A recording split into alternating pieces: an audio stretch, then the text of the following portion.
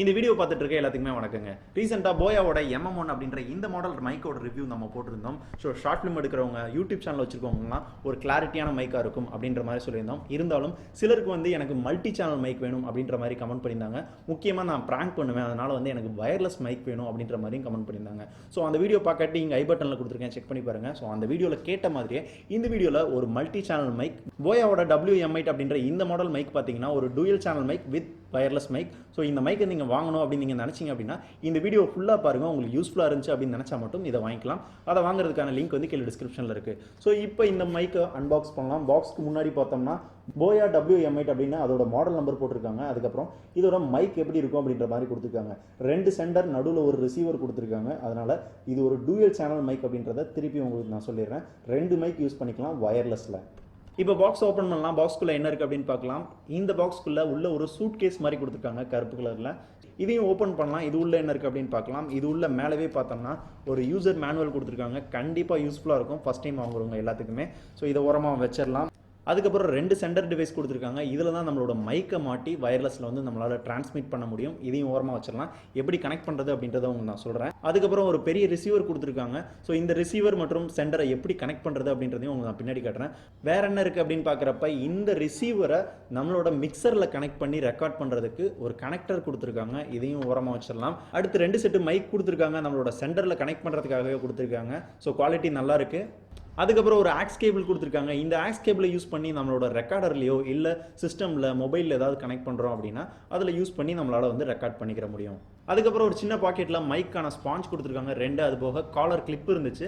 அதுக்கப்புறம் இந்த சின்ன ஸ்டாண்ட் இருந்துச்சு. நம்மளோட கேமராவில் வேற எங்கேயாவது வந்து ஃபிக்ஸ் பண்ணுறோம் அப்படின்னா இந்த ஸ்டாண்டை யூஸ் பண்ணி நம்மளால் ஃபிக்ஸ் பண்ணிக்கிற முடியும். இப்போ இந்த போயாவோட டூயல் சேனல் வயர்லெஸ் மைக்கை எப்படி யூஸ் பண்ணுறது அப்படின்னு பார்க்கலாம். அதுக்கு முன்னாடி இந்த 3லையும் AA பேட்டரி 2 போடணும். மொத்தம் 6 பேட்டரி வந்து யூஸ் பண்ணணும். அது போட்டதுக்கப்புறம் ஃபஸ்ட்டு வந்து இப்போ ரிசீவர் பற்றி உங்களுக்கு சொல்லிடுறேன். ரிசீவர் முன்னாடி பார்த்தோம்னா 3 பட்டன் இருக்குது. ஒன்று வந்து செட் பண்ணுறது சென்டரில் இருக்குது. இந்த சைடில் இருக்குது பார்த்தீங்கன்னா வால்யூம் அப் டவுன் பண்ணுறதுக்கான பட்டன் கொடுத்துருக்காங்க. இது ரெண்டுமே பார்த்தீங்கன்னா சிக்னலுக்காக டவர் கொடுத்துருக்காங்க, வேறு எதுவும் இல்லை. ரெண்டாவது லைன் அவுட்புட் ஒன்று கொடுத்துருக்காங்க. இதில் ஆக்ஸ் கேபிளை இன்செர்ட் பண்ணி நம்மளோட ரெக்கார்டர்லையோ கேமராலையோ மொபைல்லையோ யூஸ் பண்ணி ஆடியோ ரெக்கார்ட் பண்ணிக்கிற முடியும். பக்கத்துலேயே வந்து ஹெட்ஃபோன் ஜாக் கொடுத்துருக்காங்க. இதில் நம்மளோட ஆடியோ வந்து கரெக்டாக ரிசீவ் ஆகுதா அப்படின்னு சொல்லி ஹெட்ஃபோனை சொல்லி நம்மளால் கேட்டுக்கிற முடியும். அதுக்கு மேலே 2 ஆண்டனா மாதிரி கொடுத்துருக்காங்க. இந்த 2 ஆண்டனாவுமே வந்து இந்த சென்டரில் வந்து வர்ற சிக்னலை வந்து ரிசீவ் பண்ணுறதுக்காக கொடுத்துருக்காங்க. ஸோ இந்த ஆண்டனா பார்த்தீங்கன்னா ஆண்ட் A ஆண்ட் B அப்படின்றதையும் அவங்க வந்து மென்ஷன் பண்ணியிருக்காங்க. கீழே பவர் பட்டன் கொடுத்துருக்காங்க. ஸோ பவர் ஆன் ஆயிருக்கா இல்லையா அப்படின்றதுக்காக ஒரு இது கொடுத்துருக்காங்க.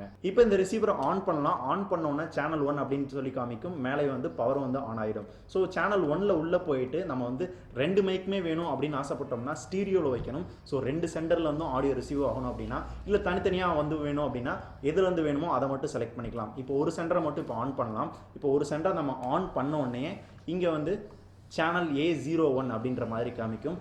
ஸோ இந்த சேனல் A01 மட்டும் நம்மளுக்கு எடுக்கணும் அப்படின்னா மோனோ A அப்படின்ற மாதிரி ஃபிக்ஸ் பண்ணாலே போதும். ஸோ மோனோ A ஃபிக்ஸ் பண்ணிட்டோம் அப்படின்னா இந்த ஏலேருந்து மட்டும்தான் நம்மளுக்கு ஆடியோ வந்து ரிசீவ் ஆகும். இல்லை B வேணும் அப்படின்னா இந்த 2வது வந்து ஆன் பண்ணி நம்ம B மட்டும் நல்லா ரிசீவ் பண்ணிக்கிற முடியும். இல்லை 2த்துலையுமே வந்து நம்மளுக்கு ஆடியோ ரிசீவ் ஆகணும் அப்படின்னா ஸ்டீரியோ வந்து ஆன் பண்ணிவிட்டு நம்மளால் வந்து 2 சென்டரில் வந்தும் ஆடியோ வந்து ரெக்கார்ட் பண்ணிக்கிற முடியும். இந்த மாதிரி உங்களுக்கு எத்தனை சேனல் வேணுமோ அத்தனை சேனலையும் கிரியேட் பண்ணி ஆடியோ வந்து ரெக்கார்ட் பண்ணிக்கிற முடியும். இப்போ இந்த சென்டர் டிவைஸ் பற்றி பார்க்கலாம். 2 டிவைஸும் ஒரே மாதிரி தான் இருக்குது. அதனால ஒரு டிவைஸ் பற்றி உங்களுக்கு நான் சொல்லிடுறேன். ஃபர்ஸ்ட் மேலவே ஒரு ஆண்டனா கொடுத்துருக்காங்க. இந்த ஆண்டனா வழியாக தான் நம்ம பேசுகிற ஆடியோ எல்லாமே வந்து ரிசீவருக்கு வந்து சிக்னல் வழியாக வந்து பாஸ் ஆகும். அதுக்கு பக்கத்துலேயே வந்து லைன் இன்போர்ட் ஒன்று கொடுத்துருக்காங்க. மைக்குக்காக ஒரு போர்ட் கொடுத்துருக்காங்க. நம்மளோட காலர் மைக்கை இதில் தான் இன்செர்ட் பண்ணி நம்மளால் வந்து ஆடியோ வந்து பேச முடியும். அதுக்கப்புறம் பவர் ஆன் ஆஃப் பட்டன் வந்து கொடுத்துருக்காங்க. அதே மாதிரி ரிசீவரில் இருந்த மாதிரி set button, volume up down button கொடுத்துருக்காங்க. மேலே ஒரு சின்ன டிஸ்பிளே கொடுத்துருக்காங்க.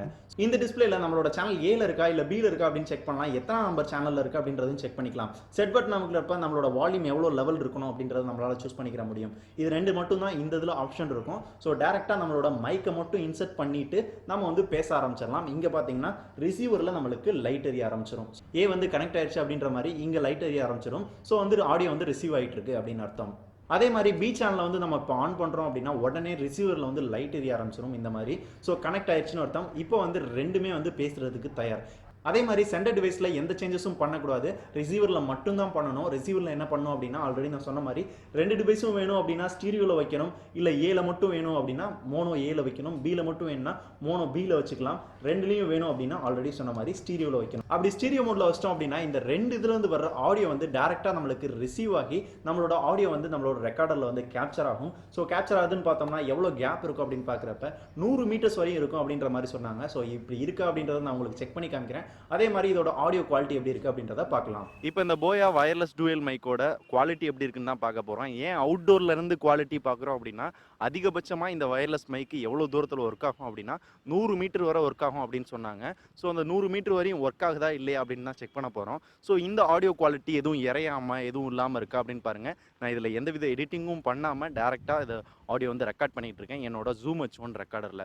ஸோ இதோட ஆடியோ குவாலிட்டி எப்படி இருக்குன்னு சொல்லுங்கள். இப்போ நான் ஒரு 10 மீட்டர் கேப்லேருந்து நான் பேசுகிறேன். ஸோ இதோட ஆடியோ குவாலிட்டி எப்படி இருக்குன்னு சொல்லுங்கள். மொதல் இருந்ததுக்கும் இதுக்கும் டிஃப்ரென்ஸ் இருக்கா, குவாலிட்டி எதுவும் இதாக இருக்குதா அப்படின்றதையும் சொல்லுங்கள். கேமராக்கும் எனக்கும் கிட்டத்தட்ட ஒரு 50 மீட்டர் கேப் இருக்குது. ஸோ இதுலேருந்து ஆடியோ குவாலிட்டி எப்படி கேப்சர் ஆகுது இந்த வயர்லெஸ் மைக்கில் அப்படின்றத நீங்களே சொல்லுங்கள். குவாலிட்டி எப்படி இருக்குன்றதையும் சொல்லுங்கள். எந்தவித எடிட்டிங்கும் இல்லை. இப்போ எனக்கும் கேமராக்கும் ஒரு 100 மீட்டர் இருக்குன்னு நினைக்கிறேன். அவங்க சொன்ன மாதிரி 100 மீட்டரில் இந்த வயர்லெஸ் மைக் எடுக்கும் அப்படின்னு சொன்னாங்க. ஸோ இதோட குவாலிட்டி ஏதாவது இறையிற மாதிரி இருக்கா, இந்த மாதிரி இருக்குது அப்படின்றத நீங்கள் கேட்டுட்டு சொல்லணும். இப்போ நான் 100 மீட்டருக்கும் கூடவே இருக்கேன். எனக்கும் கேமராக்கும் அவ்வளோ டிஸ்டன்ஸ் இருக்குது, ரொம்ப குட்டியாக தெரியுவேன். ஸோ இப்போயும் அந்த ஆடியோ கிளாரிட்டி இருக்கா இல்லையா அப்படின்றத சொல்லுங்கள். ஏன்னா 100 மீட்டர் தான் அவங்க சொன்னது, அது கூடவே போனால் என்ன பண்ணுது அப்படின்னு பார்க்கலாம் தான் பார்த்தேன். அதுக்கப்புறமும் எப்படி இருக்குது அப்படின்றத நீங்கள் தான் கேட்டுட்டு சொல்லணும்.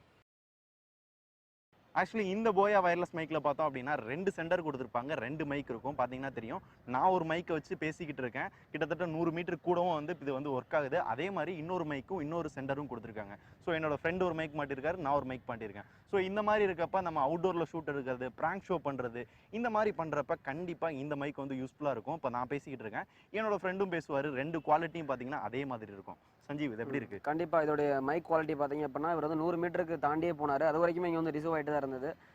நல்ல ஒரு குவாலிட்டியான ஒரு மைக் இது. ஸோ இந்த வீடியோவில் நாம பார்த்த போயாவோட WM8 அப்படின்ற இந்த model dual channel wireless mic பார்த்தோம்னா நிறைய பேருக்கு, அதாவது முக்கியமாக ப்ராங்க் பண்ணுறவங்களுக்கு, இல்லை 2-3 பேர் வந்து தொடர்ந்து வந்து ஒரு ஸ்டேஜில் பேசுகிறாங்க அப்படின்ற பட்சத்தில் வந்து கண்டிப்பாக யூஸ்ஃபுல்லாக இருக்கும். ஸோ உங்களுக்கு யூஸ்ஃபுல்லாக இருந்துச்சா இல்லையா அப்படின்றத கீழே கமெண்ட்ஸில் சொல்லுங்கள். அதே மாதிரி இந்த மைக்கை யாராவது வாங்குவீங்களா மாட்டிங்களா அப்படின்றதையும் கீழே கமெண்ட்ஸில் சொல்லுங்கள். இதை பற்றி எக்ஸ்ட்ரா டீட்டெயில் இதை வாங்கணும் அப்படின்னு நினச்சிங்கன்னா கீழே டிஸ்கிரிப்ஷன் லிங்க் இருக்குது, செக் பண்ணி பாருங்கள். இதே மாதிரி ஒரு யூஸ்ஃபுல்லான ப்ராடக்ட்டோட அடுத்த வீடியோவில் சந்திக்கலாம். நன்றி.